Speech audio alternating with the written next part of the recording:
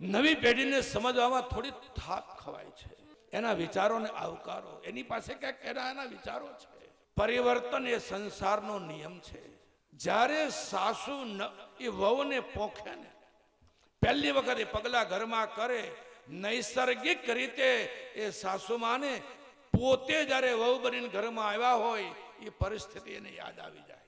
નૈસર્ગિક રીતે સહજ રીતે આવી જાય કે આજ તો કેટલી છૂટછાટો છે. અમે જ્યારે આ ઘરમાં વહુ બનીને આવ્યા હતા ત્યારે અમને કેટલી તકલીફો હતી, અમારે કેટલી મર્યાદાઓ રાખવી પડતી હતી, અમારે છેક 2 કિલોમીટર કુએ પાણી ભરવા જવું પડતું હતું.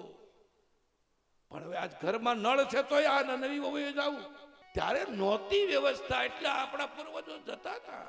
આજે ચા પાડીએ ઇલેક્ટ્રિકની અને દરણું દળાઈ જાય, લોટ દળાઈ જાય. એ સમય અલગ હતો. આપણે કરતા હતા. થોડુંક મોટું મન રાખીએ, નવા વિચારોને આવકારીએ, નવા જમાનાને સમજવાની કોશિશ કરીએ. મને કહેવા દો, પરિવાર એક બગીચો છે. એ બગીચાના વૃક્ષને સલામત રાખવા પરિવારના પ્રત્યેક સભ્યોએ પાણી પાવું પડે. એ પાણીનું નામ છે નિસ્વાર્થ પ્રેમ.